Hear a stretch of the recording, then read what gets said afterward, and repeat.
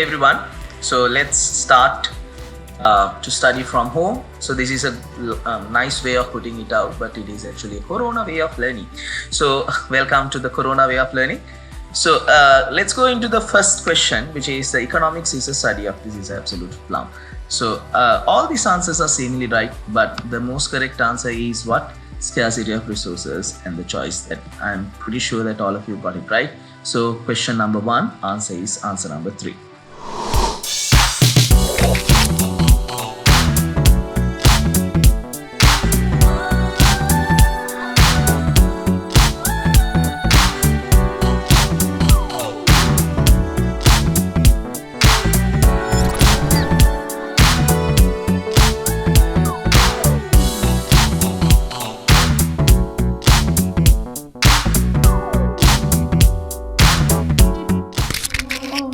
Factual.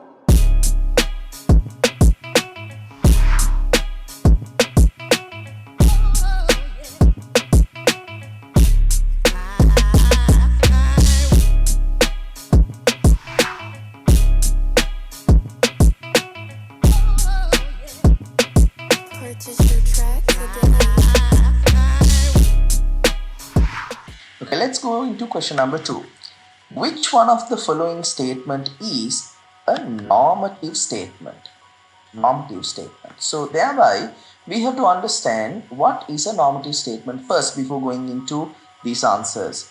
We know in economics there are two types of statements. One is normative, the other one is positive. Let's start with positive. What are the positive statements? Positive statements are the statements those describe what the economy is and how the economy works. What the economy is and how the economy works. Thereby, they are not someone's opinion. They are very factual. Thereby, those statements, which are positive statements, they can either be proved right or wrong using a scientific methodology because they are facts. They are not someone's opinion. Now, normative statements are not like that. They are not facts. They are someone's opinion. They are someone's value judgments. Thereby, you cannot prove these either right or wrong. You can argue. So Sri Lankans are really good at this. So let's go and see whether these statements are positive or normative, whether these are someone's opinion or whether these are actual facts. Please understand, if it is a fact, it can be a true fact, it can be a false fact. It can be a correct fact, it can be an incorrect fact. Whether it is correct fact or an incorrect fact, if it is not someone's opinion, they are still positive economics. They are not positive statements. They are not normative statements. Let's go into this one. Increasing fuel prices will encourage the demand for electric cars. This is not someone's opinion. This is someone's fact. Thereby, is it a normative statement? No, it is not a normative statement. It is a positive statement. Thereby, wrong answer. Next one. If income increases, sales of luxury goods will fall. Now, this is not someone's opinion. This is again a fact, but this can be a false fact. But still, it is a fact. It is not someone's opinion. As laptop prices falls, people will buy more of them. Again, it is a fact. It is not someone's opinion. So thereby, it can be a true fact. It can be a false fact. But still, it is a fact. Thereby, it is not a normative statement. It is a positive statement. Wrong answer. Government should. Now here comes a word should. What do you mean by should? That is someone's opinion. Government should. Why? Someone else can say government should not. It is someone's value judgment. It is opinion.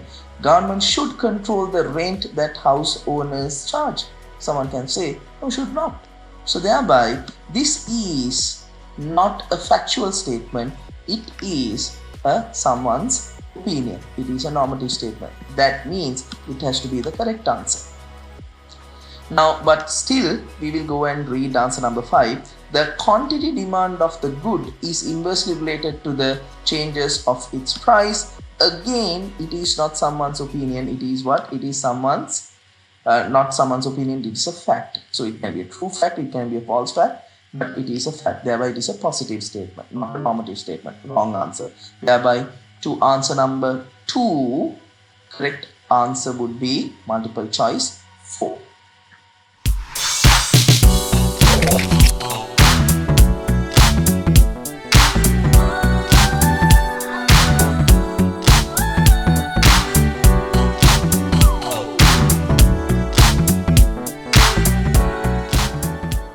Total tourist arrivals in Sri Lanka in February 2020 was 207,507 in number.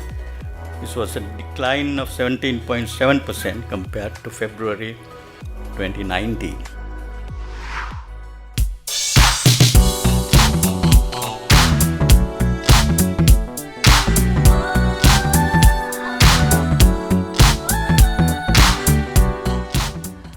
Really, I think there are key things. We need to improve the business climate. We actually need to also do some reforms in factor markets. Land, labor, capital. There are reforms which have been initiated. We need to consolidate and build on those. We need to, as the Honorable Prime Minister said, improve the business climate. We need to focus our investment promotion. Oh no, factual.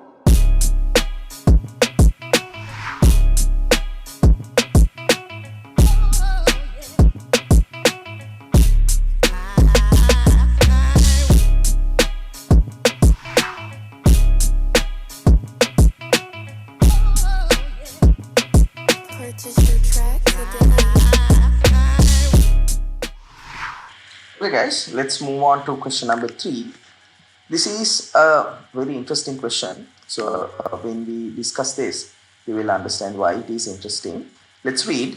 Select the positive statement which belongs to microeconomics. Now in here, there are 2 words which are important. One is this word which is positive statement. Now let me highlight that it is a positive statement. The other one is this should not be a positive statement alone, and it has to be a positive statement which is in microeconomics. So let's understand what is a positive statement, what is a microeconomics. What is a positive statement? Positive statement is a factual statement. It is not someone's opinion. It is not someone's value judgment. It is a factual statement. That means it can be either prove or prove otherwise, or can either prove or can prove it wrong by using a scientific methodology. What is microeconomics? Microeconomics is that it is a small part of the entire economy. It is not the total economy. It is a small part of the entire economy. If I say the entire economy is production, it is not microeconomics. It is the macroeconomics. But if I say the production of tea industry, that is microeconomics. So let's understand what is the positive statement that belongs to microeconomics. First one, the interest rates, from the very word interest rates of Sri Lanka, we can clearly see it is not a microeconomics. Thereby this answer has to be a wrong answer. Yeah, this has to be a wrong answer. Then go into the next one. In Sri Lanka is facing a debt crisis. Again, Sri Lanka. This is a whole Sri Lanka. Thereby, it can't be microeconomics. It has to be macroeconomics. Wrong answer. Next one.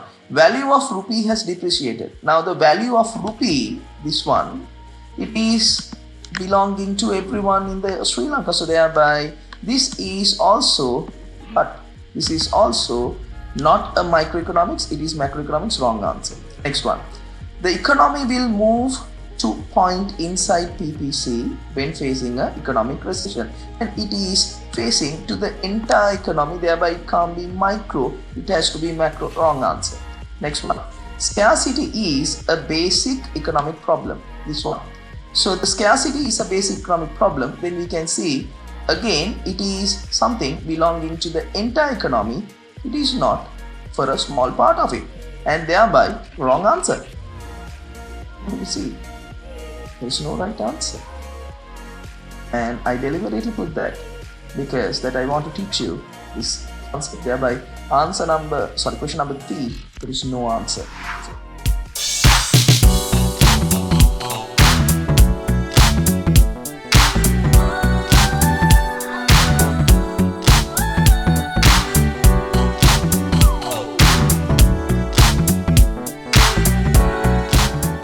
to just show you 3 graphs which will, I hope, set out the landscape against which all economic policy making in the country has to be made.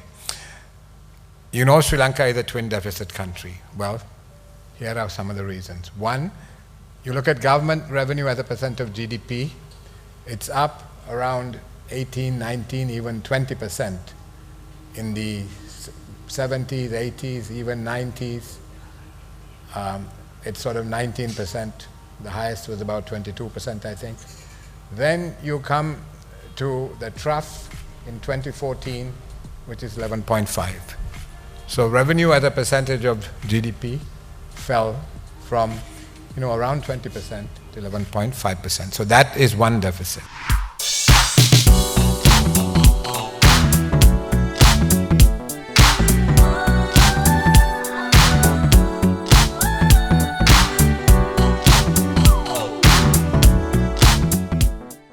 Particularly tourism. Tourism receipts, which were projected at 5 billion, are now being projected at 3.7 billion US dollars. So there's a 1.3 billion reduction in tourism receipts and a reduction in arrivals from 2.6 million projected initially for this year down to about 2 million. 2.6 million to 2 million. Oh no, factual.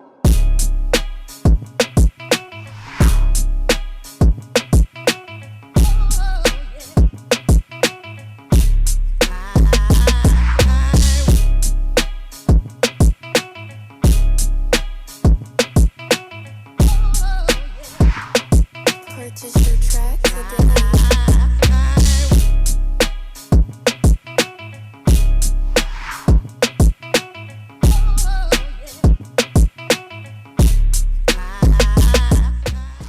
Okay, let's go into this. The question number 4. Which one of the following would not be the capital in economics? Now it asks would not. It is not the ones that are considered as capital in economics, and these are the ones which will not be considered as capital in economics. We'll go one by one and we'll ask whether they are being considered as capital in economics or not. First one, stock of raw materials, yeah, and work in progress. So this is considered as capital. So thereby it is wrong answer. Why? These are the capital that we considered as floating capital. So therefore, I'm writing this, these are the floating capital. Therefore, this stock of raw materials and work in progress are the floating capital. Thereby it is considered as a part of economics, a part of the capital in economics. Thereby it is considered thereby the wrong answer. Developed land. Remember, when it comes to the land, you can say it is not capital. However, if it is developed land, for example, just say a farmland, so that people are going and doing cultivations and you are developing it, or that you do some construction in it. So therefore, when you do that, when the land is developed, we consider that as a part of physical capital.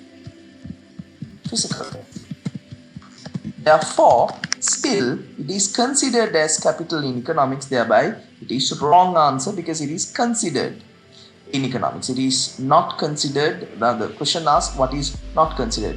Wrong answer. Next one, machinery, factories and buildings. Again we know these are what? Physical capital. So since these are physical capital, this is also being considered in economics. Wrong answer. The next one, an elephant which is used in dragging the wood. Now remember this arguable, but this animal is used something like an asset, which is what the machine does. So if you take a crane to drag the wood and if you take an elephant to drag the wood, you can argue that both are considered as physical capital. Thereby this can also be considered as capital in economics. Now, thereby, that is also wrong answer. Now, all four answers are wrong, then this has to be the right answer. But let's read anyway. Rupees 100,000 bank loan which is used in to initiate the business. Now, we clearly understand this is what? This is financial capital. Now, if you take financial capital, we know financial capital is not considered as a part of capital in economics. Thereby, this has to be the right answer. Therefore, for question number 4, right answer is what? Answer number 5.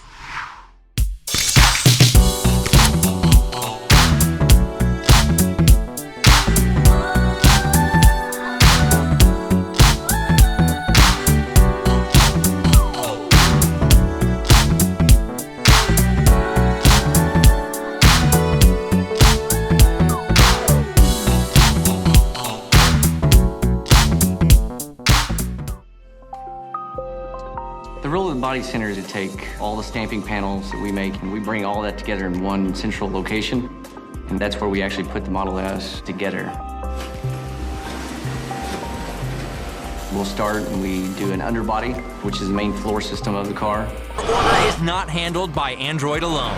The drive units, the Amazon robots, are actually bringing items from where they're stored to Associate so that Associate can pick customer orders and get them ready to ship out. A real-life human being boxes every Amazon order. As with every department, there's simply no guesswork in choosing the right box.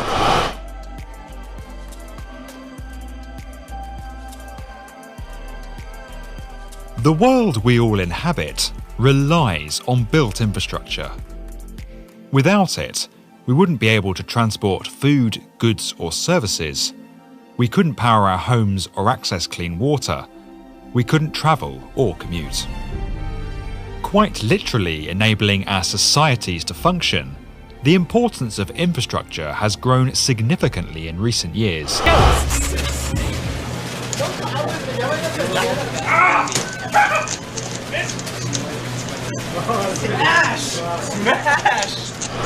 Along Pulau Beras Basah, the initiative was aimed at helping to preserve the beauty of the island, which is among the top attractions for tourists. Let's do question number 5. An economic good is one which, now this word is very important, economic good. Now we know there are two types of goods that we talk in economics. One is economic goods, the other one is non-economic goods. Now how do we define the economic goods? Economic goods are the goods that use scarce resources in production, thereby there is an opportunity cost or the marginal cost. That is how we define the economic goods. So let's go into these answers and see which answers are right and which answers are wrong. Now let's start from multiple choice 5. Is available even at zero price. Now this is not a wrong answer because some of the economic goods are there at zero price. For example, if government give you textbooks on free, it is an economic goods because the government is spending on that, thereby the scarce resources being used by given it to you at zero price. So thereby this is not a wrong answer, this is a correct answer, but we have to see whether this is the most appropriate answer. Thereby remember, this answer is not incorrect, this is in fact right. So thereby I put orange color to that, thereby it is correct answer, but we have to see whether this is the only correct answer. Make profits. Now economic goods can make profits, sometimes might not make profits, sometimes might even go at a loss. For example, when the government is giving you textbooks free of charge, they are not making profits. But if another bookseller is selling, like Sarasavia is selling a book to you, they might make a profit. So thereby economic goods, we can't say whether they are making profits or not. So thereby this might not be an answer that we can consider right, thereby it is a wrong answer. It is a wrong answer. So next one, supplied competitively. Not always. Now, for example, if you take the textbooks, not always supply competitively. So everyone is given a free book. So thereby, but some other products are supplied competitively. For example, these days, now the amount of goods which is available that are very competitive, that some people can get it, some people can't get it. So thereby it is wrong answer, because that not always supplied competitively, but sometimes it's supplied competitively. So thereby it is not the best way of defining an economic good. Does not use up resources, definitely wrong. Why? Because it does use scarce resources, thereby this is completely a wrong answer. Now next one, has an opportunity cost in production. We know this is definitely right, because that is also there in the our definition. So thereby we have two correct answers. One is available even at zero price, but not always. Sometimes it is available at zero price, sometimes it might not be, but this is definitely is there. So when we weigh which one would be the most correct answer, because that we can only find one most correct answer, that has to be answer number 1, not answer number 5. It is because answer number 1 is more appropriate to define economic goods, rather than answer number 5 is available even at zero price. Thereby this is not wrong, but it is not the most correct answer for this question.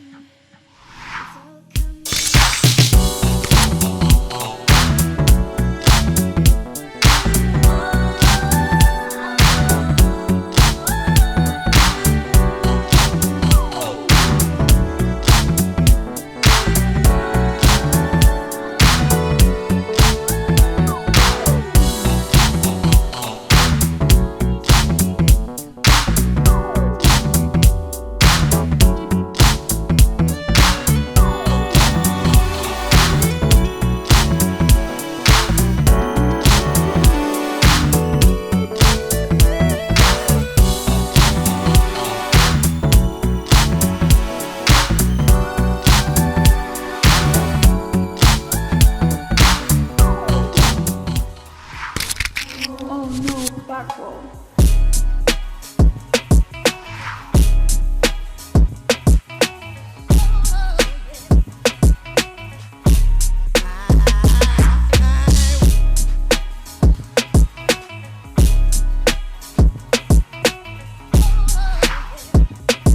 Purchase your track today.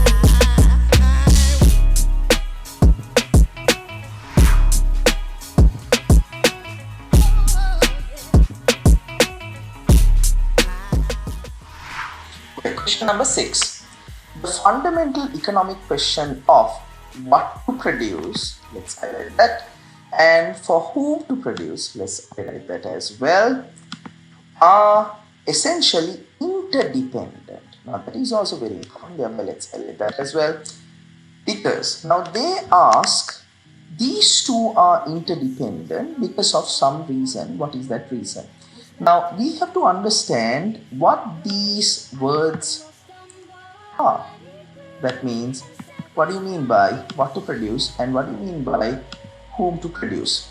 Now we know in an economy there are 3 basic fundamental economic problems. Now they are very common to each and every economy. First one is what to produce and how much to produce. Second one is how to produce. Third one is to whom to produce. Now what do you mean by what to produce? We have to decide what goods that we are going to produce and what goods that we are not going to produce. And to whom to produce means, who, after we produce this, who will receive these products? Now let's understand. Now we can decide to produce essential goods or luxury goods, and to whom to produce, we can decide to cater to the people who have a lot of money or people who are poor. Now these two are fundamentally connected to each other. Why? Because based on who that we are going to target, we will produce the goods that we want to produce. For example, if we are targeting the rich people, then we will definitely produce the goods the rich requires. The luxurious cars, luxurious houses, those are the ones that we are going to produce, because that we are going to target the people who are rich to get these products. On the other hand, if we are targeting poor, we will produce the ones which are really essential. So, for example, in this corona situation, the government wanted to produce more of the dal and salmon because that they want to give those goods to the people who are poor. Now, the government did not decide in this time to produce the luxury cars, luxury houses. They wanted, in this crisis situation, to produce more of goods that the poor requires. So then these two are fundamentally connected to each other. Why is that? Now that is because of answer number 1. Different patterns of income generates different patterns of demand, which is very true. If I have lot of income, I demand more of luxury goods. If I have less income, I will not go for more of luxury goods but for the essential goods. Therefore, the different patterns of income generates different patterns of demand, and thereby different patterns of resource allocation. Very true. For example, if in the economy we have a lot of poor people, then they will demand the essential goods, then the society has to allocate more resources on those essential goods. Therefore, what is the correct answer? Correct answer is this.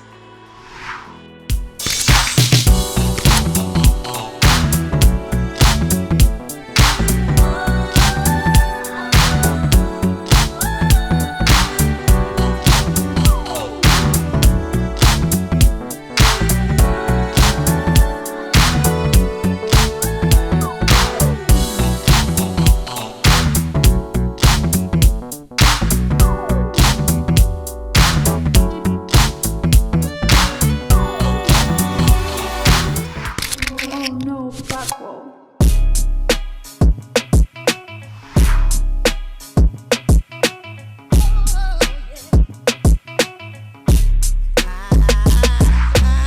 Question number 7. The disadvantage of market economy. Now, here we are talking about not an advantage but a disadvantage, and it is related to market economy.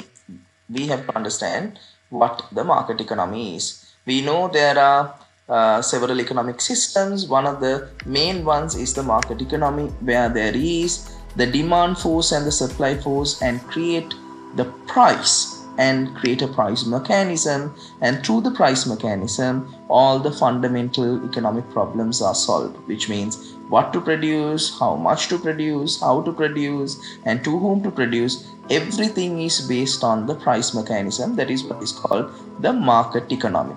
Now, this market economy has many good features, but there are several disadvantages as well. Now, which ones would be the advantages and which one would be the disadvantage? Now, let's go one by one. First one, production is done according to the consumer demand. Now, this is an absolute advantage. Thereby, this can't be a disadvantage. Therefore, this is the wrong answer. So, the answer number 1 is wrong. It can't be the right answer. Answer number 2. Externalities are not considered. Yes, this is definitely a disadvantage. Now, let's understand what do you mean by the externalities. Externalities means due to someone's consumption or production, an unrelated third party is affected.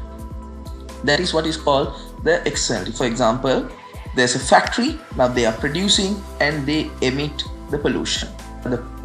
They emit the polluted substance to the air, and thereby the people who are living around are getting sick. That is an externality. Now, in this market economy, these externalities are not considered because that they are mainly focusing at their private costs and their private benefits, not the external party's cost. That means for that particular factory, what is important is their manufacturing cost, not the cost that the people have to incur because of their pollution. Hence, this is a disadvantage of the market economy. Thereby, this has to be the correct answer. But let's go and read the other ones and see whether they are advantages or disadvantages of the market economy. Third one, production cost is decreased due to competition. This is an advantage. Thereby, this is a wrong answer. Can increase profits. Again, it is a good thing. Thereby, it is a wrong answer. Next one, goods services are provided with high efficiency. Yes, it is also a good thing, not a bad thing. So for the question number 7, the answer has to be what? Answer number 2, which is the externalities are not considered.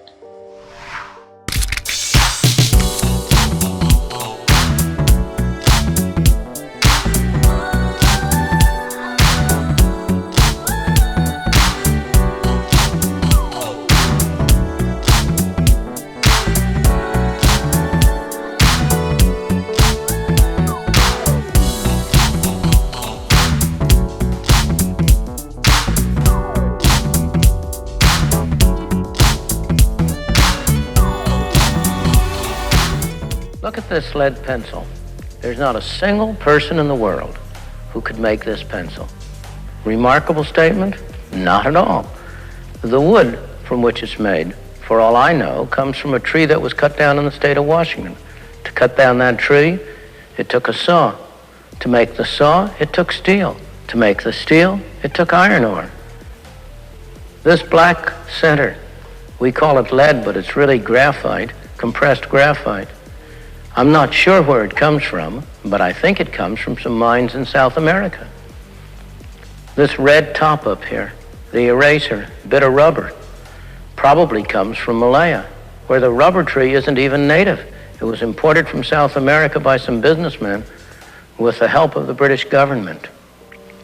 This brass ferrule, I haven't the slightest idea where it came from, or the yellow paint, or the paint that made the black lines, or the glue that holds it together.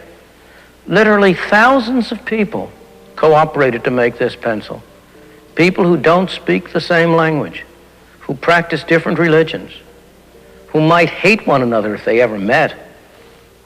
When you go down to the store and buy this pencil, you are in effect trading a few minutes of your time for a few seconds of the time of all those thousands of people. What brought them together and induced them to cooperate to make this pencil? There was no commissar sending out orders from some central office.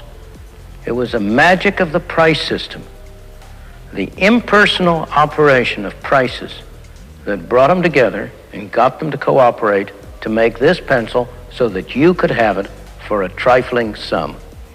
That is why the operation of the free market is so essential, not only to promote productive efficiency, but even more, to foster harmony and peace among the peoples of the world. Oh no, factual.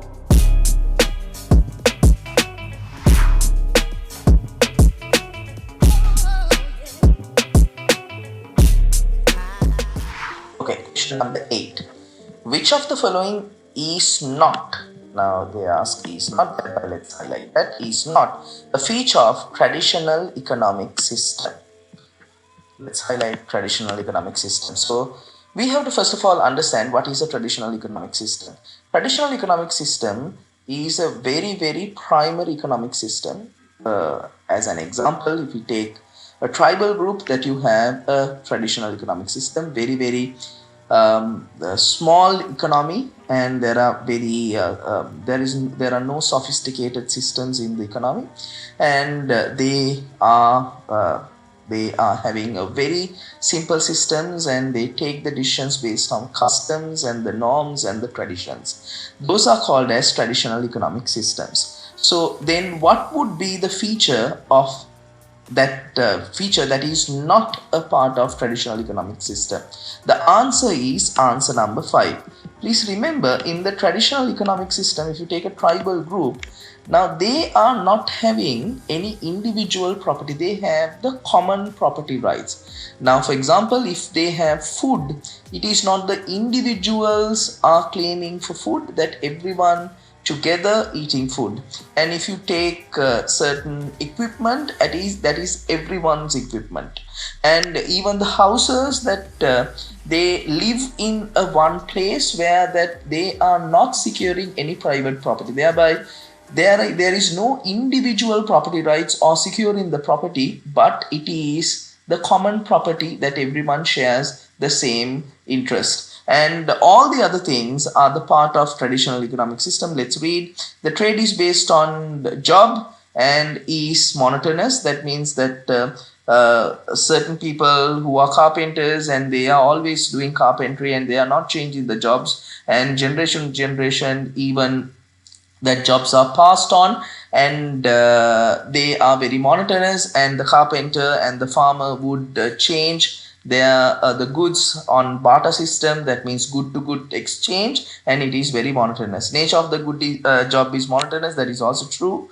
The solving basic economic problems using traditional rituals, the customs, which is very true, and the high degree of inflexibility. That means that they can't change. Now, if a carpenter, that the carpenter always has to be doing the carpentry work, but they can't do or they can't change to any other thing. So therefore, all these 4 are the part of traditional economic systems, and answer number 5 is not a part of traditional economic system. Thereby, that is the correct answer.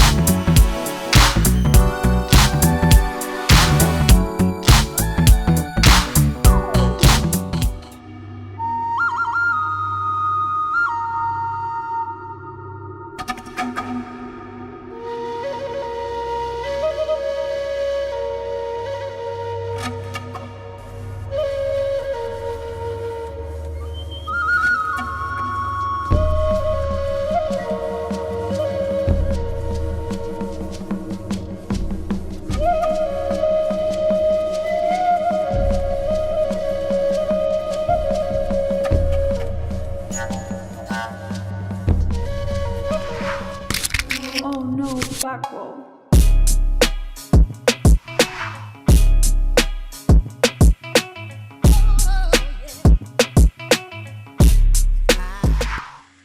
Okay, let's understand question number 9.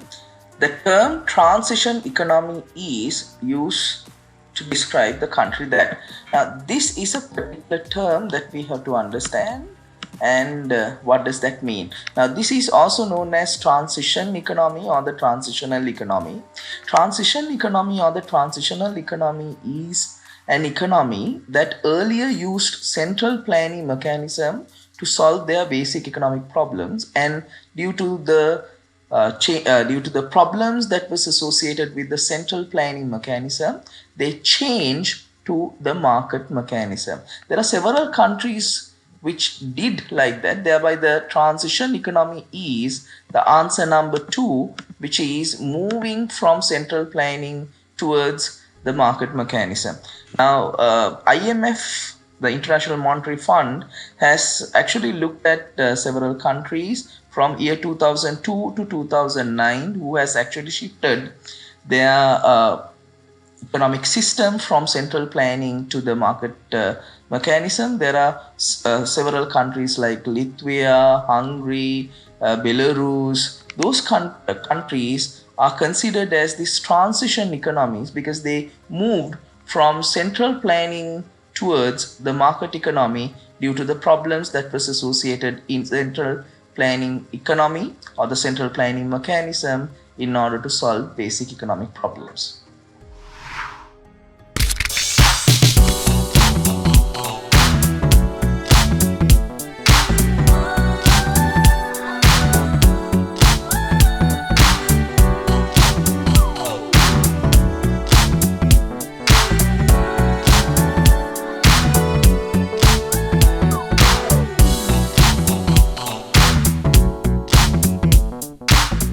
On the 11th of March 1990, Lithuania declared itself an independent nation, the first of the Soviet republics to do so. Independence movements quickly grew in the non-Russian satellite states, many holding free elections as a result of the Glasnost reform.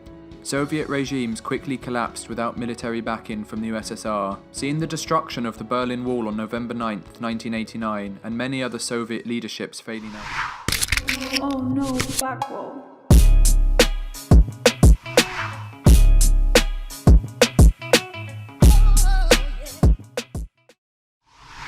Okay, let's go into question number 10. During a short period, supply of good X has decreased by 50% and demand is increased by 10%. The effect of the equilibrium is. Now in this question, there are two things that we have to consider when we are looking at the effect of equilibrium. One is supply of product X has decreased by 50% and demand is increased by 10%. That means supply and demand changes at the same time. So in order to understand that, let's take a simple diagram where there's an upward sloping supply curve and a downward sloping demand curve, and the market price is 100, equilibrium price is 100, and equilibrium quantity is 1000. Now in this situation, if supply of product X has decreased by 50%, if you consider this product is X, and if the supply is decreased by 50%, we can see the supply curve will shift to left. Then your new supply curve will be to the left of the old supply curve. And as a result, we can see there will be a new equilibrium quantity that is going to get created, and there will be a new equilibrium price that is going to get created. Now since the supply is decreasing, the market supply is getting halved from 1000 to 500, and the equilibrium price is also going up. Now this is not the only thing that has happened here. At the same time, when the supply decreased, the demand has increased by 10%. When the demand has increased by 10%, then the demand curve also has to change, but in here it is increasing, the demand is increasing. Thus the demand curve has to shift to right.